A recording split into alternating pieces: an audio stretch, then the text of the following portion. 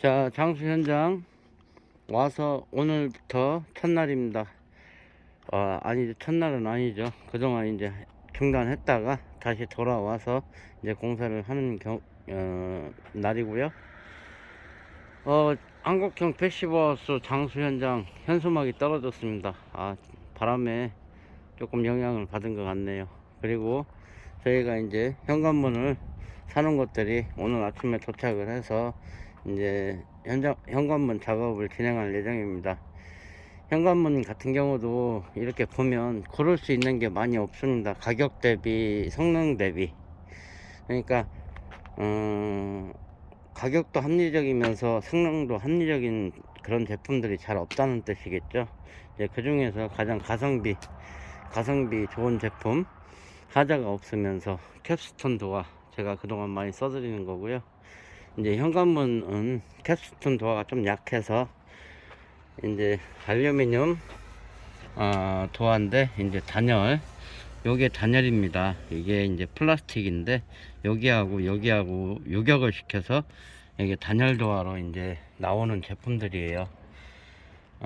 물론 그리고 하이바그라스 같은 경우에는 이렇게 보시면 알겠지만 이 바 자체가 다 단열재입니다. 문 자체도 단열재고요. 물론 도어락 같은 데서는 예를 들어서 결로가 안에도 생기고 하는 부분들은 있어요. 근데 이제 그것까지 문제라고 하시면 그렇게 완벽한 도어는 사실은 드뭅니다. 거의 없다고 보시면 되고요. 쇠문 같은 경우도 가격이 지금 한 500만원대 이상 할 건데 여기 중간에 요거 분리 이렇게 해놓고서 단열문이라고 얘기하는 거예요. 사실은 그렇지만 단열에는 이 하이바그라스 문이 성능은 압도적으로 좋습니다. 압도적으로 좋지만 그래도 이제 현관문 같은 경우 하이바그라스의 단점은 무엇이냐면 약해요. 여기에 이 재질 자체가 약하기 때문에 유압식 도어 체크를 한다든지 이런 부분이 어렵습니다. 근데 이제 알루미늄 도어 같은 경우는 알루미늄이나 쇠 도어 같은 경우는 그런 유압식 도어 클로저를 달아도 좀 견고하게 쓸 수 있다는 그런 점들이 있고요. 그리고 이제 하이바그라스의 장점, 제가 오래 시공을 하다 보니까 장점은 이것은 직사광에도 변형이 거의 없고요. 뭐 결로 문제도 다른 제품들보다 현저하게 거의 없고요. 그런 부분이 있어요. 예를 들어서 저희가 뭐 흔히 이제 단열이 좋다고 생각을 해서 PVC 도화를 사용하는 경우가 있잖아요. 그 경우에서 직사광을 받으면 1cm씩 수축 팽창을 하는 경우를 봤습니다. 그랬을 경우 문 다 하자 나옵니다. 그래서 PVC 창문은 가급적이면 선택 안 하셨으면 현관문 햇빛이 보는 쪽에서는 선택 안 하시는 게 좋을 것 같긴 합니다. 물론 PVC도 단열재라 단열에는 좋을 수 있겠지만 이제 단열만 한 가지만 갖고 저기를 할 수는 없어요. 여러 부분들을 두루두루 종합적으로 생각을 해야 되는 부분이 있습니다. 분명히. 그래서 제가 권해드린 도어가 사실은 캡스톤 도어 같은 경우는 100만원 초반, 110만원, 120만원대, 그러니까 문짝만 했을 경우를 말씀드리는 거고요. 옆에 소대, 그러니까 확장형으로 해서 현관문이 크게 보이려고 하는 부분들이 붙으면 가격도 그만큼 또 따라서 올라갑니다. 근데 이제 예를 들어서 캡스톤도 현관문식으로 나오는 건 좀 비싸고요. 이렇게 이제 간단하게 나오는 것들은 더 싸요. 한 50만원대부터 있습니다. 그래서 이제 보일러실 문 같은 경우는 조금 싼 제품을 사용하고요. 다용도실이나 그리고 현관문 같은 경우는 아무래도 이제 집의 첫 이미지다 보니 조금은 가격이 있는 제품을 사용합니다. 근데 이제 예를 들어서 철제로 단열도어다, 원목 단열도어다 이랬을 경우에는 가격이 조금 후덜덜해집니다.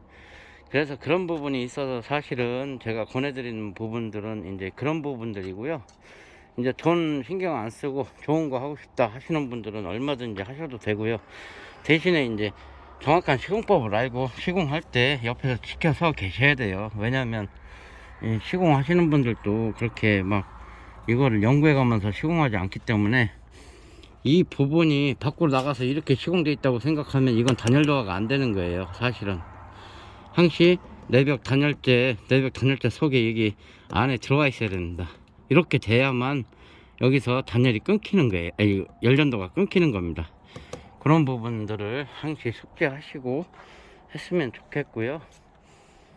그리고 현관문 얘기가 나와서 한 가지만 더 말씀을 한번 드려볼게요. 다운턱에 대해서 요즘 이제 그런 부분들, 현관도 다운턱을 해야 이제 들어가는 높이를 엇비슷하게 맞출 수가 있습니다. 이제 현관문이 여기까지 올 거예요. 오면 여기도 바닥 단열을 해야 됩니다. 단열하고 콘크리트를 깔고 타일을 깔면 거의 이 정도 높이가 되는 거죠. 그러면은 문 높이가 이 정도이기 때문에 이제 올라갈 때 단차는 여기서 이제 이쪽 부분에서 만들어주면 되는데, 이걸 안 하고 판넬에 올렸을 경우에는 조금 문제가 이제 넘어다니는데 불편함이 있겠죠. 그렇기 때문에 현관에도 다운턱을 조금 덜, 그런 게 싫으신 분들은 현관에도 다운턱을 해주시면 이제 넘어갈 때 조금은 스무스하게 넘어갈 수 있다는 그런 점 말씀드리고요. 그리고 이제 인근에 계신 분들은 이런 부분들을 현장 와서 보시는 게 좋습니다. 백날 제가 떠들어 봐야 현장에서 시공하는 거 한번 딱 보시면 이렇구나 라는 이해가 바로 가요. 그리고 제가 요즘 저녁에 가급적이면 이제 실시간 방송해서 구독자분들한테 여러 가지 질문들을 받고 있습니다. 그러니까 저녁 시간대 한 번씩 뭐 확인하시고, 그리고 이제 구독 같은 것도 눌러주시면 좋을 것 같습니다. 아직 1000명이 안 됐기 때문에 1000명까지는 제가 여러분들한테 부탁을 드릴게요. 왜냐하면 1000명부터 크리에이터 채널이 됩니다. 그래야 제가 이제 조금이라도 수익을 얻을 수 있는 구조가 되는 거고요. 근데 뭐 수익을 그렇게 크게 기대하지는 않습니다만, 그래도 이제 조금 예전에 말씀드렸다시피 US 달러로 이렇게 수익이 찍히니까 조금 재미있더라고요. 예, 그런 부분들이 있고, 그래서 이제 장수 현장 이제 작업 진행할 거니까 인근에 계신 분들은 와서 한번 보시고요. 이렇게 일단 지붕 마감까지만 해놓고 제가 중단을 해놓은 상태고요. 또 요즘 날씨가 이제 큰 추위는 갔잖아요.